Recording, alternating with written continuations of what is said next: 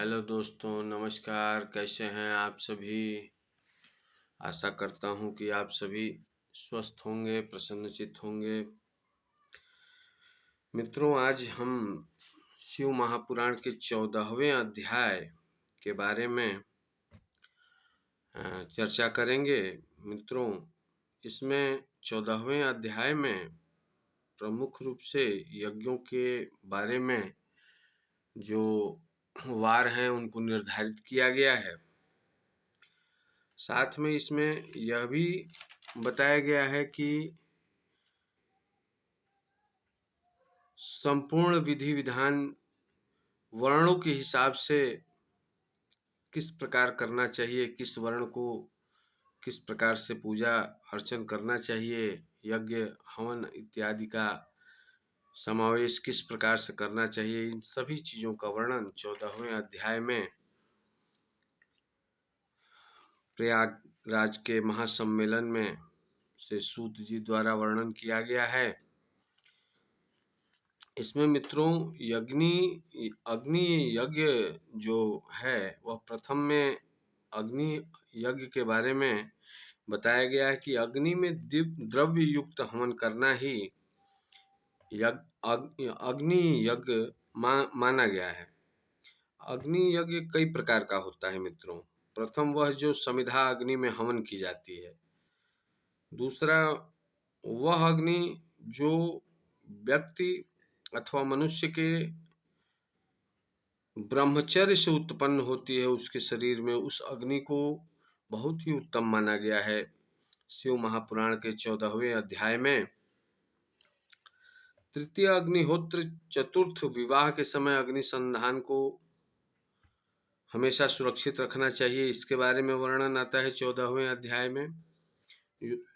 उस अग्नि को यथासंभव मित्रों सुरक्षित रखना चाहिए, जो कभी बुझे नहीं। इस प्रकार की अग्नि को अजस्र अग्नि भी कहा जाता है।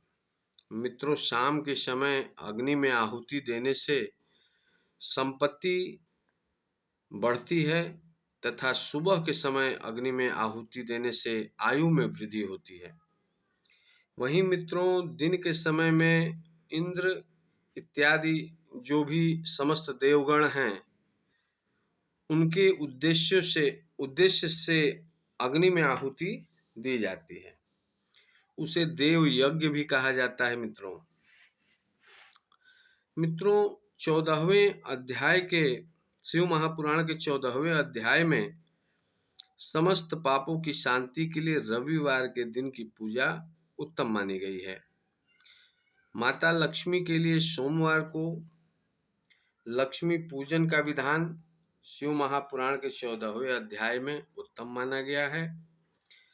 मंगलवार को रोगों को शमन के लिए उत्तम कहा गया है। इस वार को मित्रों, मंगलवार को समस्त प्रकार के रोगों के शमन के लिए पूजा का विधान है तथा मंगलवार को ही काली जी और उनके अन्य अवतारों के लिए भजन पूजन की व्यवस्था दी गई है। यहाँ यह भी उल्लेख करना मैं आवश्यक समझता हूँ कि उड़द, मूंग आदि 4 सेर ब्राह्मणों को दान देकर भोजन कराना बहुत ही उत्तम फलदायक माना गया है। बुधवार को श्री हरि विष्णु जी को दही से तथा बृहस्पतिवार के दिन उनका पूजन करने से आयु वर्धक होता है। जिन बहनों को सुंदर वर और घर की अभिलाषा होती है मित्रों, वह बृहस्पतिवार का व्रत एवं पूजन विधि विधान से करने पर उनके उद्देश्यों की प्राप्ति होती है।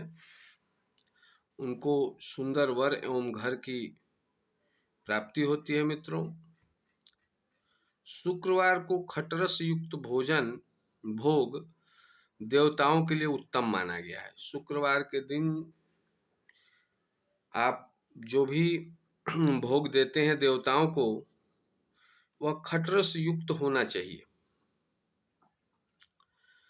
जिन पुरुषों को सुलक्षणी पत्नी प्राप्ति की अभिलाषा हो, वह शनिवार को रुद्र के विभिन्न अवतारों को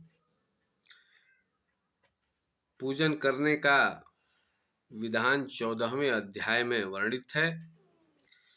मित्रों, ब्राह्मण को मंत्र पूर्वक और शूद्र को तंत्र विधान से पूजन करना अति आवश्यक माना गया है 14वें अध्याय में। इसी के साथ 14वां अध्याय समाप्त होता है। अगले अध्याय में, अगले वीडियो में मित्रों, हम 15वें अध्याय में देव यज्ञ और देश, काल और पात्रता के बारे में सूक्ष्म समीक्षा करेंगे। तब तक के लिए आपको बहुत बहुत धन्यवाद, बहुत बहुत साधुवाद।